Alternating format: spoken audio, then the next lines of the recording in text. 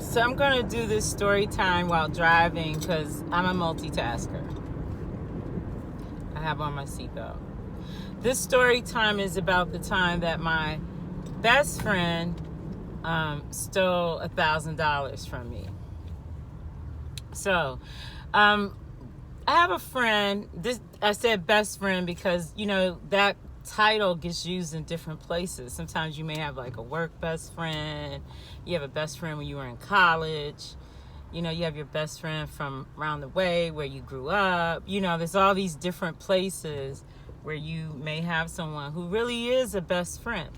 So this one is one of those. This is more like the classic best friend, like frickin' frack, we grew up together, that kind of thing. And in adulthood, we're both mothers, just have a busy life, working, whatever. And we have become the type of friends that we see each other sometimes, but not like we're over each other's house every day. We'll call, we'll check in. And usually the way friends go, especially in your young adulthood years, I'd say I call young adulthood like 20s into 30s. And once you have children, it's like you make an effort or you talk to each other. You go, hey girl, I miss you. And then you go, hey, let's get together. And you go out, whatever. Okay. So this girl happened to call me. I was going through a little bit of a heartbreak.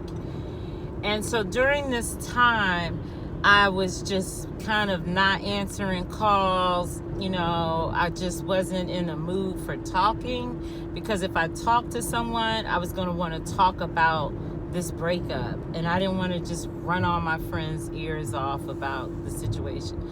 So I just kind of withdrew.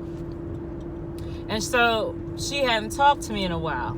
Well, she calls me on a day that I just happened to go to the bank on my lunch break, and let's say the account is supposed to say that it has $15,000 in it.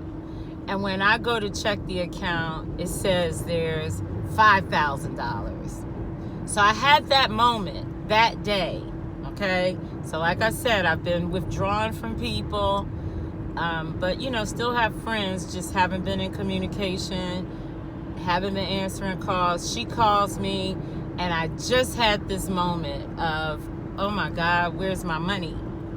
So if you've never had that moment, let me just tell you, it's a scary moment to think, what happened to my money? So I'm sure, I called, Dunkin' Donuts.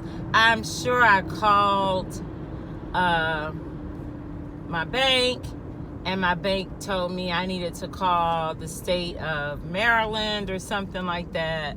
And long story short, years before, I didn't file taxes. Like the one time in my life, I didn't file my taxes. And they figured it out on their own and decided that I owed a certain amount. And so they just go and take it. If they see your account, they'll take it. And that's what they did. But when they take it, they take more. Like somehow they cover it. So let's say, like I said, let's say I was at $15,000 and the fee was $5,000. But they took $10,000 and then they put it back in your account. So this thing happened, and my friend happened to call that day.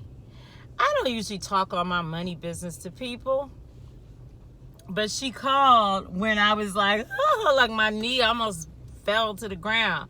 And I was like, oh my God, girl, my account, today I went to my bank and it was this, it's supposed to be this, and it was this.